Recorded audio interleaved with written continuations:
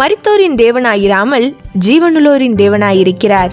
எல்லாரும் அவருக்குள் பிழைக்கிறார்களே என்றார்.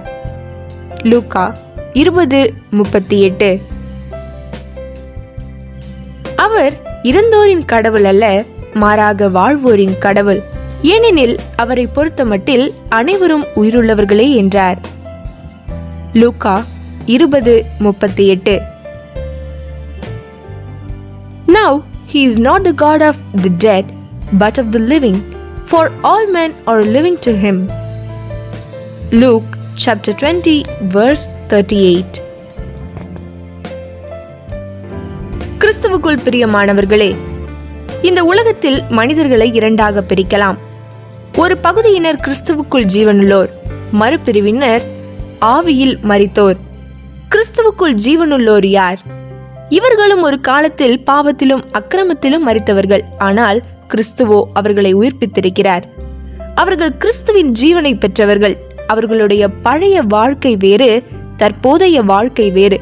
அவர்களுடைய பழைய வாழ்க்கையை குறித்து வேதம் என்ன சொல்லுகிறது? முற்காலத்தில் இவ்வுலகத்திற்கேற்றபடியாகவும் கீழ்ப்படியாமையின் பிள்ளைகளிடத்தில் இப்பொழுது கிரியை செய்து வருகிற ஆகாயத்து அதிகார பிரபுவாகிய ஆவிக்கேற்றபடியாகவும் நடந்து கொண்டீர்கள். முற்காலத்தில் தங்கள் மாம்ச இச்சைகளின்படியே நடந்து தங்கள் மாம்சமும் மனதும் விரும்பினவைகளை செய்து சுபாவத்தினாலே மற்றவர்களைப் போல கோபாக்கினையின் பிள்ளைகளாயிருந்தவர்கள். அவர்களுக்கும் கிறிஸ்துவுக்கும் மேலான ஜீவனுள்ள தொடர்பு உண்டு. அவர்களை பார்த்து மெய்யாலுமே தேவன் இவ்விதம் சொல்லக்கூடியவராயிருக்கிறார். அவர்கள் என் ஜனமாயிருப்பார்கள், நான் அவர்கள் தேவனாயிருப்பேன்.